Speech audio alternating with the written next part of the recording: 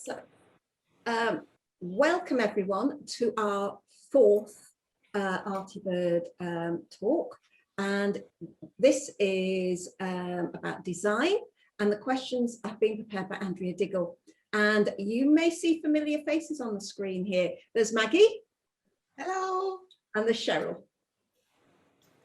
And not Andrea. And we prepared this at the weekend with the fellowship, as we do, and life's happened to Andrea. Not bad life, it's a good life, okay, but Andrea can't make it with us this morning. So in true Artybird fellowship community, Maggie is going to be the voice of Andrea, so she's going to ask Andrea's questions and try and guide the conversations Andrea did when we practiced. And Cheryl is going to be the prompt, because apparently I talk a lot. Who knew? So she's going to try and keep me on track. Because we haven't got Andrea here, and because some of the feedback from the previous talks has been, we want to see your sketchbooks and we'd like more visuals, we're actually going to go with overhead cam. And that means that you won't miss Andrea's face, and you'll just hear the voices, but you'll be able to look at the work. So we're going to try that this time. Okay, so let me swap to overhead cam, and we'll go from there. Right, from Andrea's point of view, she says that she's a person with a background of producing textiles such as knitting, sewing, cross stitch and needlepoint. She came to a point that she wanted to extend her abilities and create her own designs. She wanted to use what she had learned, which was mainly self-taught, and to throw away the kits, the patterns and step-by-step instructions, and to start to create her own designs. She wanted her textiles to become more personal and meaningful to herself. And that's when she found Artybird. And for her, the most important part of her studies with Artybird have been to learn how to develop her own designs. Kate has taught design as an integral part at every level of her City and Guilds programs. And this is what she felt she needed to give her the knowledge and skills to create her own designs in felt.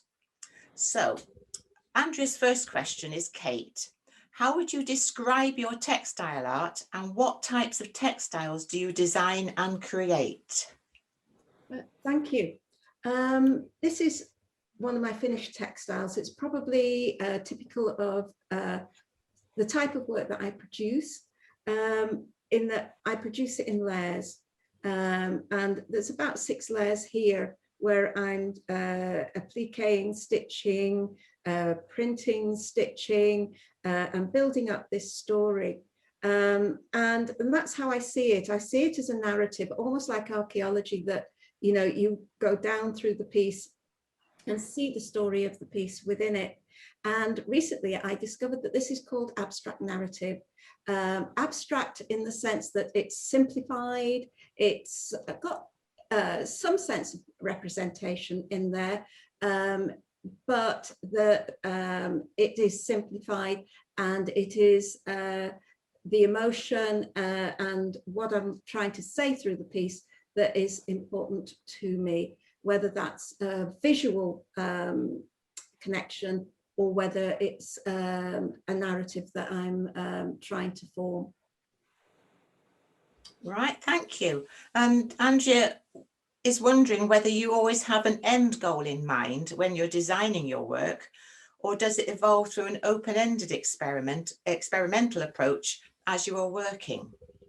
Right, so I see design as discovering what it is I want to say about something. So here I've got a sketchbook that I did all based on this shell, and it's just the one shell, and it's one that my husband Robin brought me back from his travels, and because of my ME, I don't get to travel very much, so he always brings me something precious back, and I consider nature as precious. So I wanted to explore that and find out what it is in this that that attracts me to it. So I start to draw, I start to find the rhythms and marks within the piece, and I'm just working my way through. Now there are 5 design concepts: color, shape, line, texture and form, and we all have ones we do naturally and ones that don't come to us naturally. And for me, line and rhythm are something that are hugely important to me. And I always seem to start with drawing to discover things. I move between digital imaging as well as working on paper. I draw and I also print, so I've got something left to chance with the printing. So it helps me to find things that are really important to me within what I'm studying, and start to come in and discover certain shapes, certain rhythms that are really, really important to me. But it's this broad looking that then I discover what it is I'm wanting to say, and then I can say it. Okay, thank you. So you've actually partly answered the next question, which was, can you tell us about your own design process and what are your main approaches when designing your textiles? So have you anything else to add about your design process? Yes, I can show you. You know, you can see that this sort of petal shapes coming up and things like this. There are times when I'm not particularly shape driven. So there are times when I have to take sections and enlarge them to become more familiar with shapes. So sometimes I have to take my lines and enlarge them enough to become shapes, or use collage in order to acquire them. So sometimes I have to just focus on an aspect of things in order to be able to move forward with my work. Okay, thank you. And Andrew's next question is still about the design process. And it's, does the design process differ according to the type of textile? For example, whether you're designing for weaving or for felting or for embroidery? That's a really interesting question. Here, I've got a felt sample next to this drawing, and we actually had the pleasure of hosting Carolina Arvilomi, who's a wonderful felt maker, and looking at her work before she came, we identified that she's shape driven in what she does.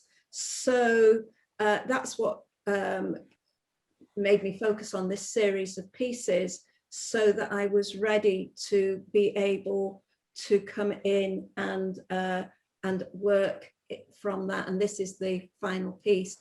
And interestingly, on this sample, although I am looking at shape, it was actually the different ways of putting lines on that I explored, and then I picked out the ones that were relevant for me and worked those. So there are times when that happens. I've also got another set of work I've brought in just to show, which is about the work of Annie Albers, and sometimes it can be a juxtaposition. I went to see Annie Albers at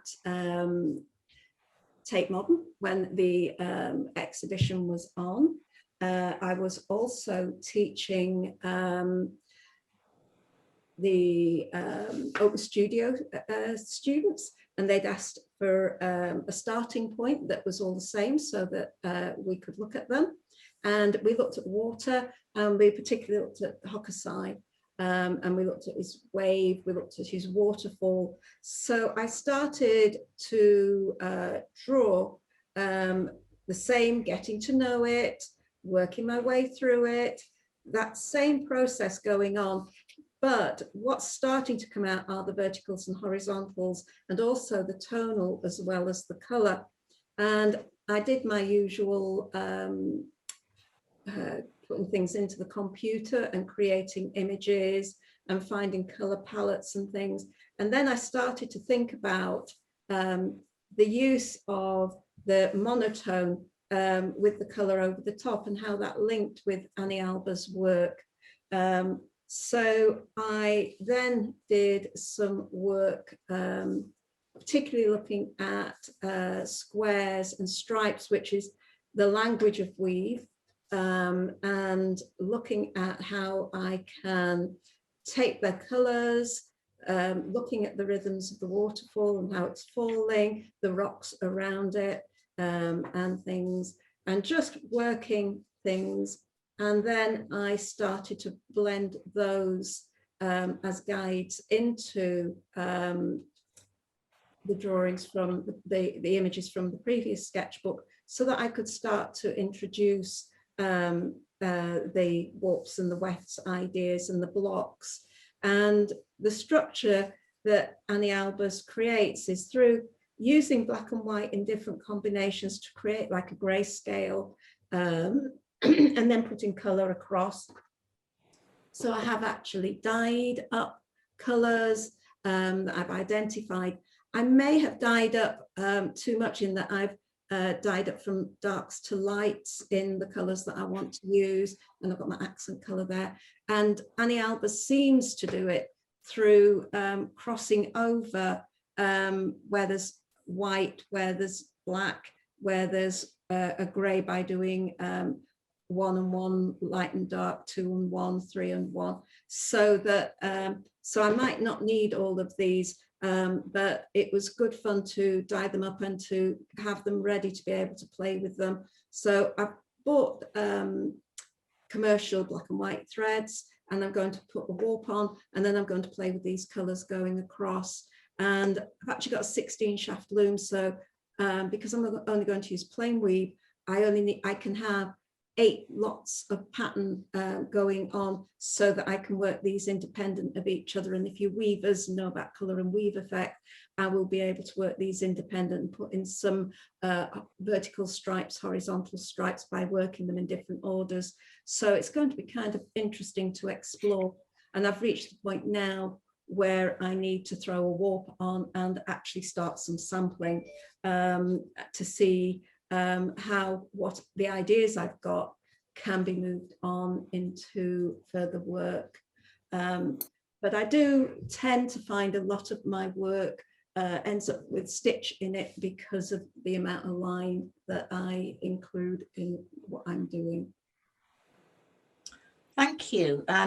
It's wonderful. Andrea was very happy and thought it was wonderful to see your sketchbooks, and that's exactly why she wanted to come to Artybird. And she thinks that she started as very much a shape orientated artist, but now that she's done so much more design work, she's able to look at using line more as well, and the other aspects of design in her own work, which is really, really important to her. So just moving on slightly now to sampling. How important is sampling when creating your own design in textiles? Oh, massively important. Textiles is so different to paper. You can get so far with paper, then you need to move into the textiles to actually see how the materials and the processes that you're working with will work. So, you know, here I've got some typical designs that have come out of the shell, and here are some samples that I was playing with and working with. And these are actually exploring the idea of that layering of stitching and building it up, and stitching before and during and after the felting, combining that with alpaca. I'd just come back from Australia and working with alpaca with Cheryl, and had fallen in love with it as a fibre. It is a wonderful, wonderful fibre. And I wanted to see how that would respond.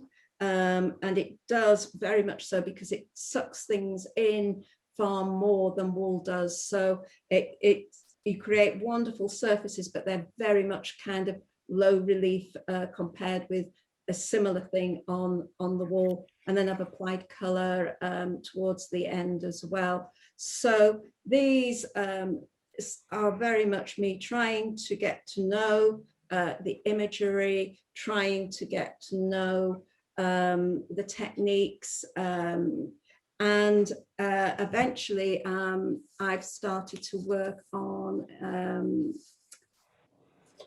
let me just show you some more ideas. So this is based on the shell shapes, and I drew it going to Tate Modern to see the Georgia O'Keeffe exhibition, and I was thinking of her colors. I was sitting on the train drawing this, but also thinking of the petal shapes that I'm getting from the shell. And then I played just with running stitch and with natural dyes to see how I could use and stitch that. And this is on blanket, and as a weaver, what I find is that the running stitch beds into the fabric. So I tend to work with loop stitches more rather than running stitch. But I'm also playing around with this one, which has come from one of the samples that I have been playing around with, that actually I think it really resonates with this. And so I'm looking at how I could put another layer of stitching on top. So I'm just taking small details and looking at them and seeing how I could stitch them so that I can add more stitch to this surface to make it richer still. Sometimes something that is just a sample and an idea, and here I was playing with actually cutting it and turning it and stitching it back in again, and changing the direction of these lines by playing with that orientation. And you know, it just really, really exciting. Sometimes you just sample. Here I've got still these petal shapes, but I've been weaving with a whole range of different mordanted threads, and then I've been able to come in and print on top of them. And sometimes you just get something like this, which just sort of fades away and is just beautiful. And that for me would become something that's quite finished, whereas this one is just a little fiddle-dee-dee in a play, and I'd be quite happy to do some more stitching on this to see what would happen if I built up another layer upon it. Can I just ask a clarifying question about your stitch, Kate? Yeah. How does that respond to like the term embroidery? So do you see stitching being different to embroidery or of a similar nature? I think similar in nature. I think there are people who don't want to study the history of embroidery, but can make a straight stitch. And you can use stitch as mark making. So I can look at something like this and I can interpret it in long and short marks that I'm making with a thread.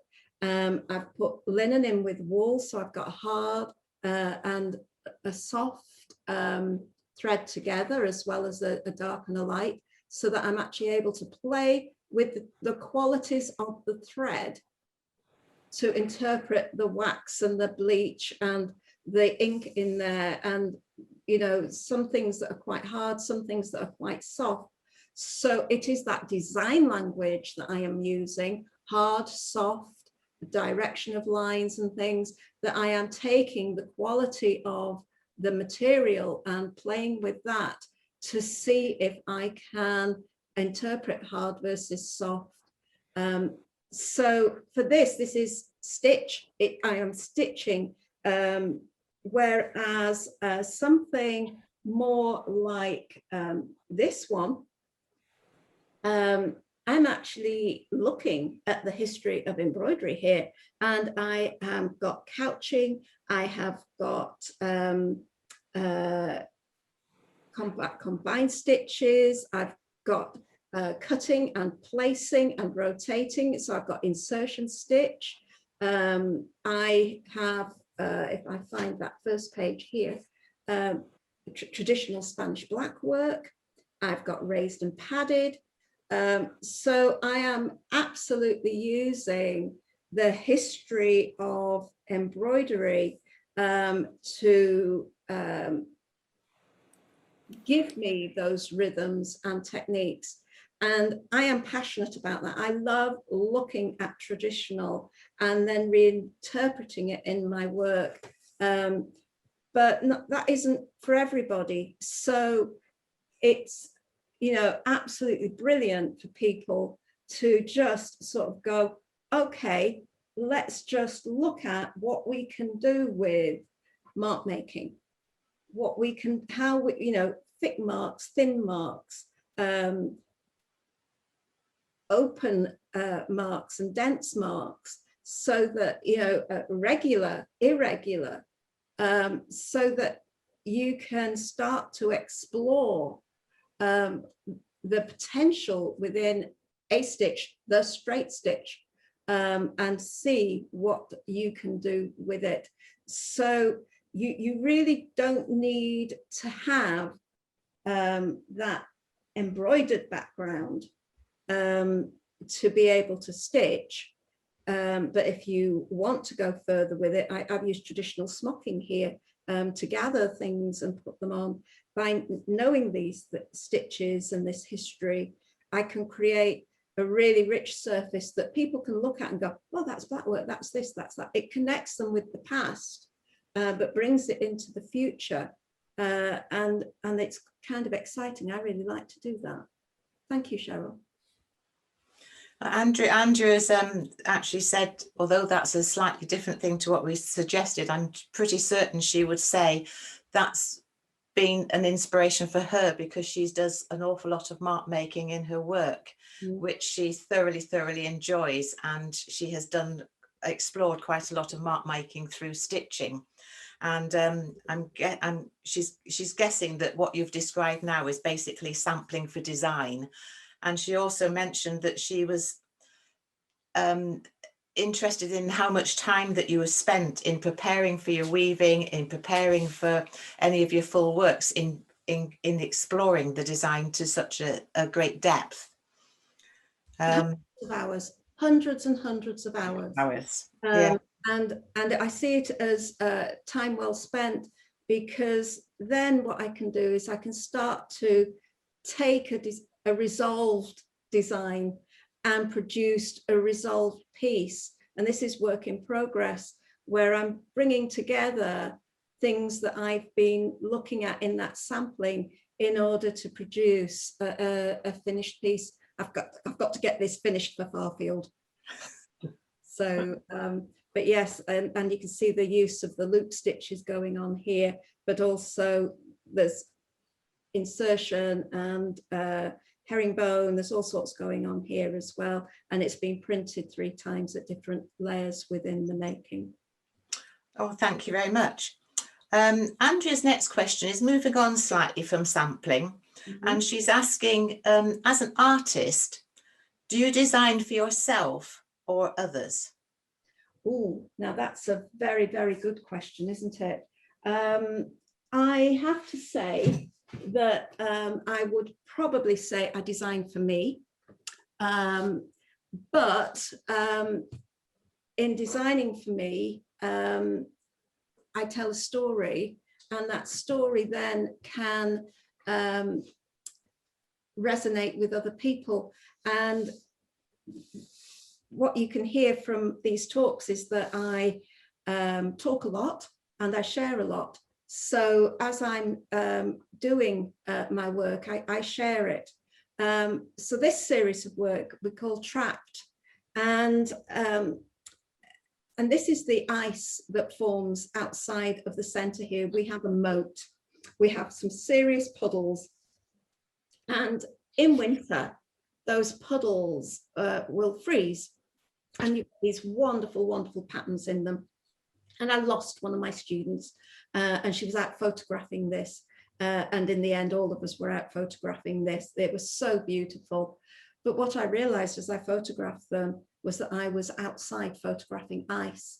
And because of my ME, there's inflammation in my, happens to be for me in my ear, nose, throat area, which affects my balance. So when it's icy, I can't leave the house. I am trapped. And so it was really wonderful to be able to walk on unfrozen land and photograph this beautiful, beautiful patterning and see the beauty in what for me is actually quite a frightening thing, because I don't like feeling trapped. And as I started to explain this story, other people who have visible or invisible disabilities started to talk about, oh, I feel like that. And we were able to talk about our fears. And in actual fact, we have 2 icy days a year. And it kind of, you know, instead of me being fearful of winter because I would be trapped, I began to sort of go, well, it's only 2 days a year. Okay, on those 2 days, I reorganized my life, and I sort it all out and just hunker in, you know, and not to be quite so fearful of it. I still don't like the feeling of being trapped, but I have been working on these. Interestingly, I found that the language that was in the images, I wasn't sure was my language. So I actually started out by photographing a series of work, and then using Photoshop to juxtapose the imagery both in fabric and in paper with the images of the ice. And I found that it is a common language, and so it gave me the confidence to kind of move forward and explore this. You know, and again, it was about, you know, the same process of exploring it visually to see what I would gain from it. It's a wide book, so you're only seeing half the pages, but hopefully I'm trying to be quiet. Apparently it's very noisy, I apologize. But you can see this sort of imagery coming in that I'm using and exploring with this. And I actually explored it in weave at the same time. So I had a warp on the loom, just a white warp, and I was weaving samples and actually stitching into the samples on the loom whilst I was doing this. So exploring the colors that I could see with different structures, and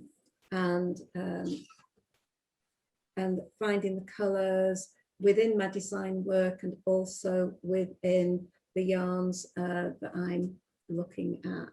So and you can see, you know, I use very similar explorations in design as before, things that will help me to find colors and structures within what I am doing.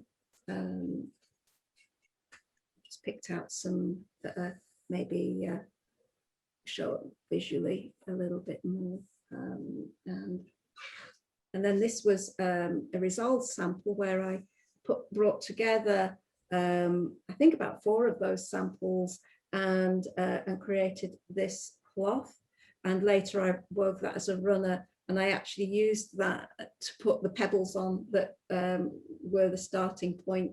I know it's a shell, but it's still nature, and it just shows how you can create something that will really show off your collection within your home, sort of thing.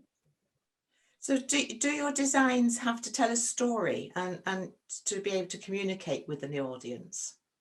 For me, the story is important. but I don't always know that story when I start. With the trapped, I did, but sometimes that story emerges. So for instance, this is a series of drawings that I did with when we were looking at water, and oh, that's going to be horrible, sorry, I'm just trying to show you these.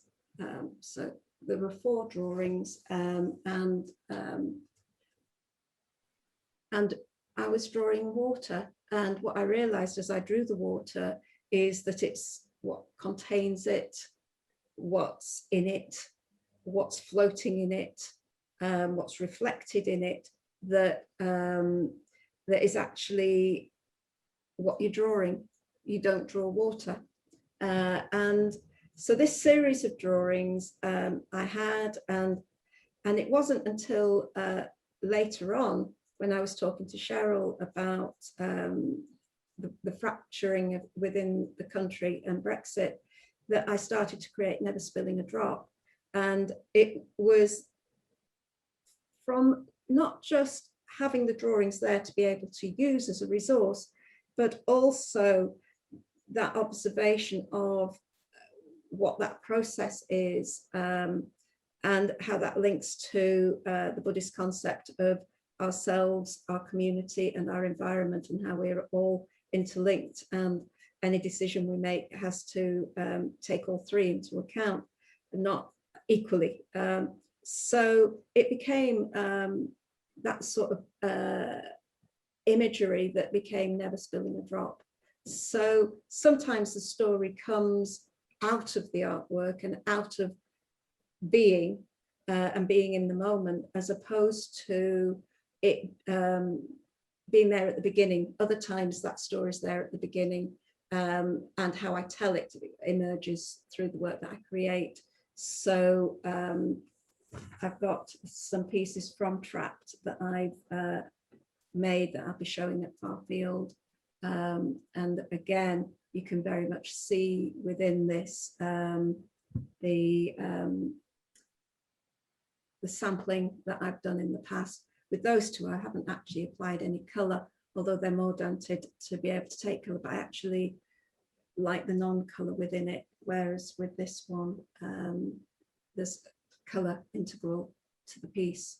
And let me see if I can some more detail of that. And this, very much about embroidery as opposed to stitch, but using embroidered stitches to and different materials to be the marks and the textures and the surfaces.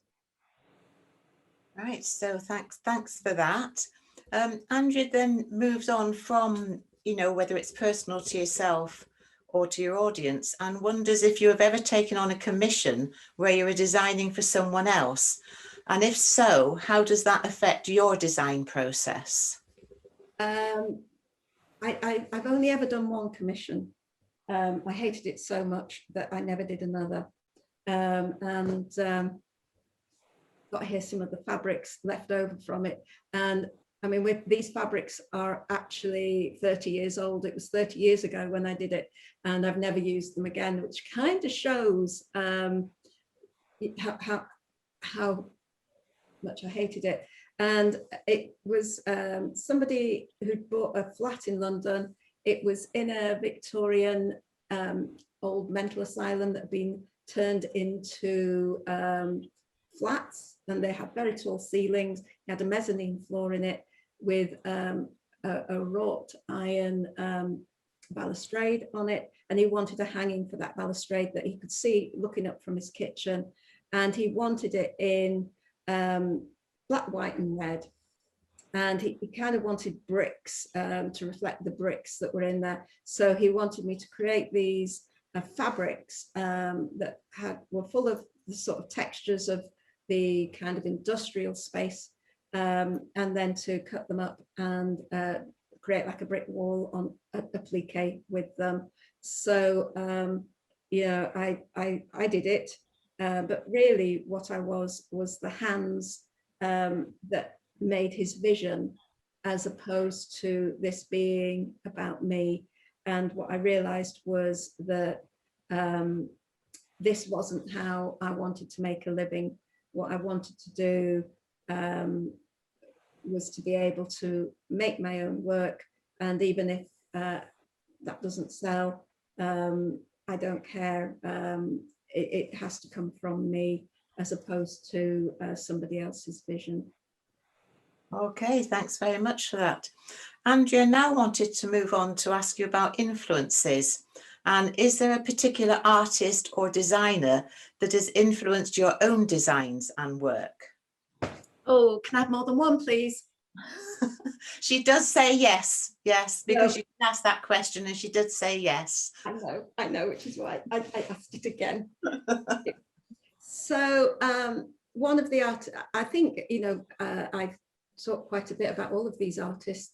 This is Julie Moretu, who work I absolutely adore, and she comes from the abstract narrative. She works in painting and drawing, just on paper, but she layers and layers and layers the marks, and she's basically making maybe 10 images on top of each other, 10 stories, and it's the layering of the marks and then going back through them. That's again that archaeology that I talk about in my own work, that story that comes through the depth of the work, as opposed to it being juxtaposed sort of thing. We're getting a lot of reflections on here.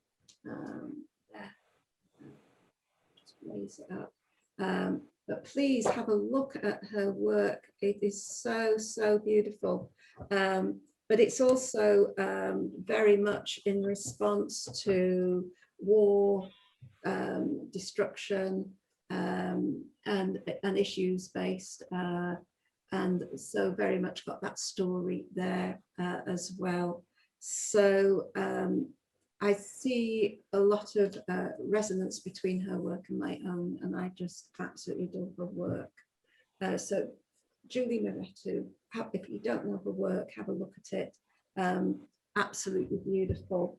Another artist that I adore, and I think I share this with Cheryl, don't I, is John Wolseley.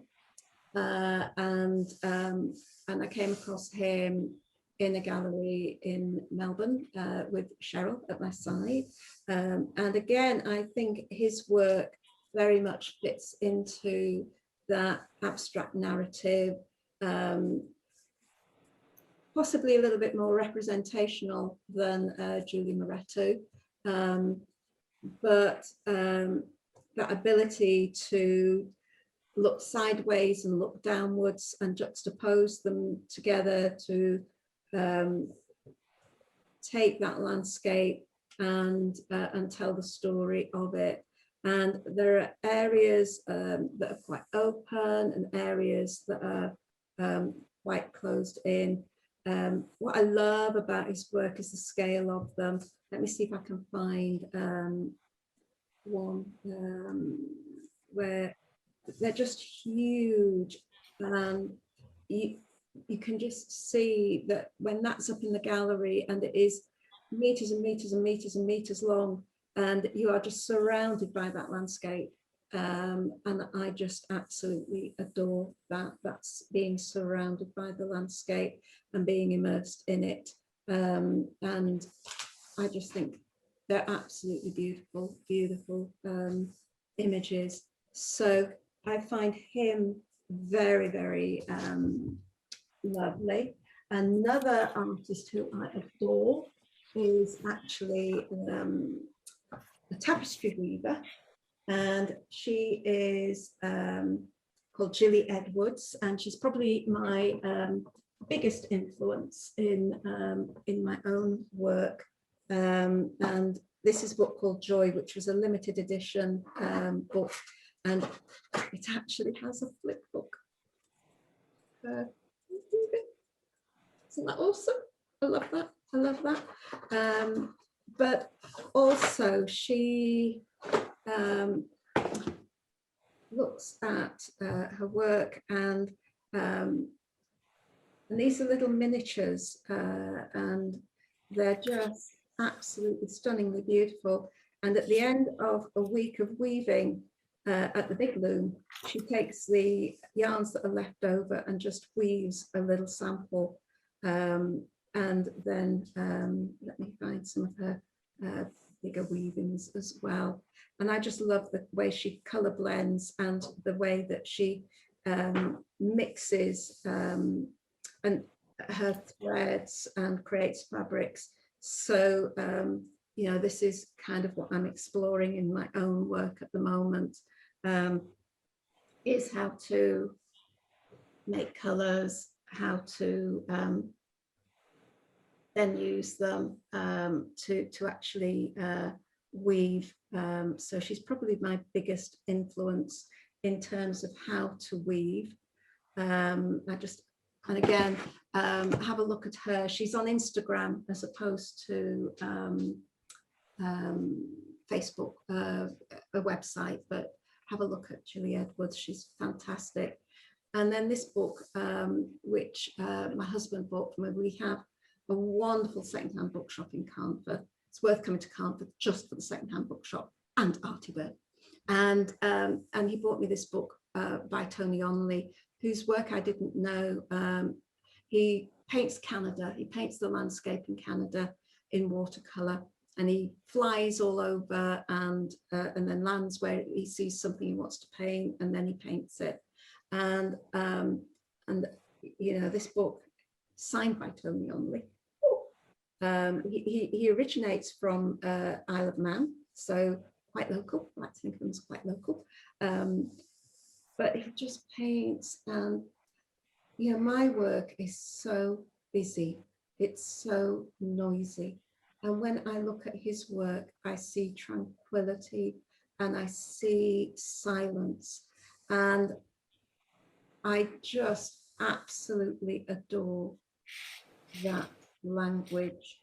I love the way that he just mixes colors, and there are videos of it on YouTube, painting and watching him just look at the landscape and decide what a color is, and then mix a color and then put the mark down, and then to look and to absorb it, and then to mix it, and then to paint it.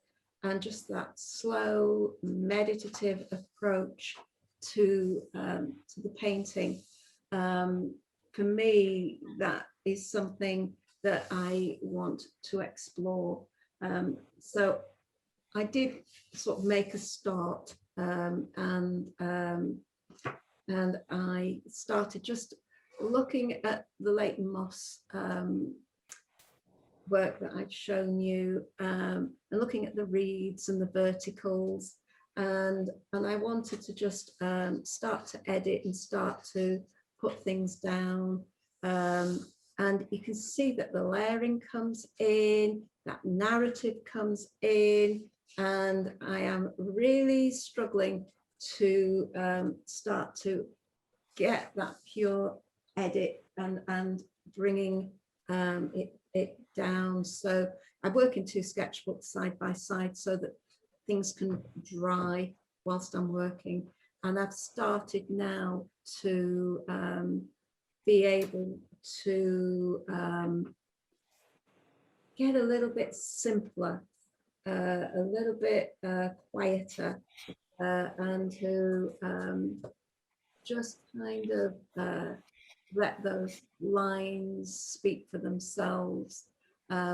These are with natural inks, made with natural colors, so they're not synthetic, which gives a different range. And so this is that. And you can see that what I've had to do is go larger, because tapestry is like felt, needs shape. And so one way to create shapes is actually to go bigger and to make these lines become shapes by enlarging them. So that's what I'm doing with this, is enlarging it so that I can take the lines here and turn them into shapes, but I still want to have that fragility of the end of the brush mark and the transparency and translucency of coming in. So I'm really excited about that, and this is the project that I'm working on for the Farfield exhibition. I'm working on another colourway and doing some miniatures a la Julie Edwards. And so basically I'm sampling for design, I'm sampling to discover the colours and then how I could use those colours in my own work. And I've reached a point where I'm kind of moving to the old favourites and not really got anything new. So I've actually put together a page of collages. So I spent the afternoon just working with similar coloured papers and just collaging with them. I don't like all of them. Some of them are still very, very busy, but some of them are getting simpler.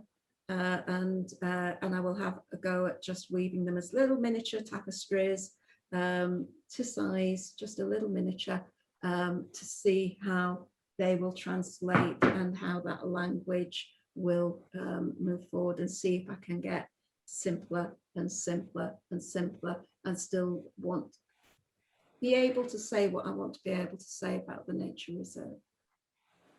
Well, thank you very much for that. Andrea's, commented that throughout working at Artybird and with you, we do spend some time looking at our own work in conjunction with other artists, and how interesting it is to see that you're doing that as well. And, she'd like to say thank you very much for sharing your designs and ideas, many of which she's seen before. And it's been, she enjoys working alongside and sharing your own designs and sharing her designs as well. And she's just wondering, how do you actually teach the design element of the textile courses at Artybird?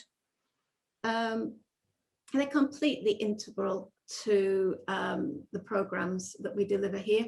You will be taught design, you will be taught the sampling for design right from day one. And what we do is we break it down so that you just start to develop those skills and they grow as you go through the programs. I know Diane Dawn, she commented when this question came up and said, you taught it to us by stealth. And it does feel like that because it is so integral to what we do. And we use it to tell that story, to find the story that you're wanting to tell, and to explore things so that you are creating your own textiles and your own imagery that is absolutely pertinent to you and what you want to be able to create as an individual maker. So yeah, absolutely integral to what we do. Yeah, thanks very much. And that sort of answers the, sort of what advice would you give someone just starting or wanting to begin to develop their own designs in textiles, which is basically come along as well. Come along, and if you can't come along, then we have put together online courses, and what we've done is we've taken out the design elements, so in this case it's colour, through the foundation, the intermediate and the advanced, and put that there so that people who can't get here to study it, or who work in a craft area that we don't deliver in but want the design to feed that, or have extraordinary skills in their own area.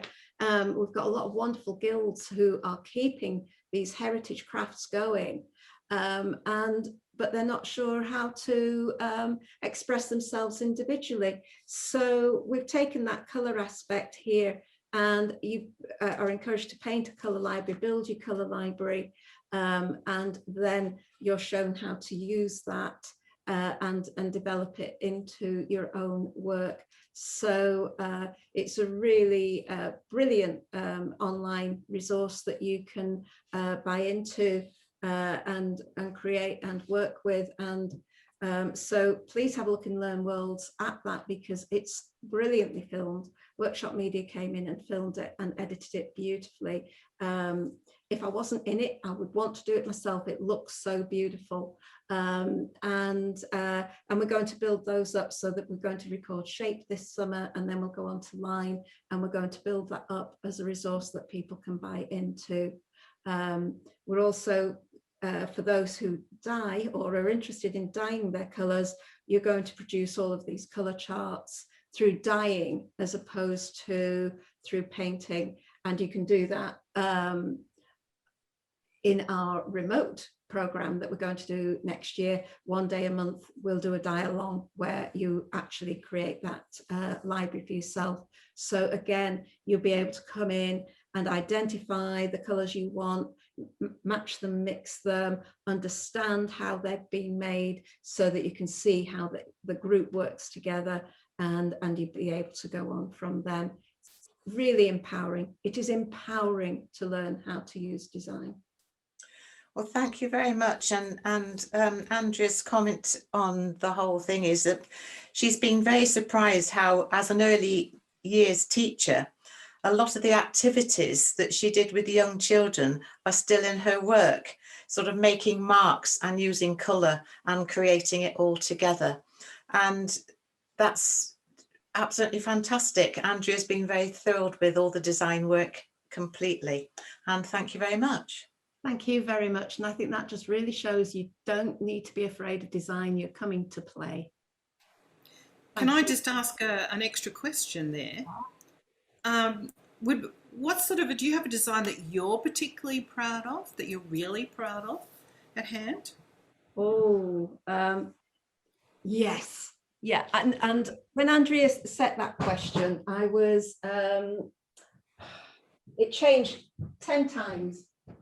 But I think the one that I want to share today is this one, which is from Leighton Moss, the series that I'm working from, and very much working in that Julia Moretto,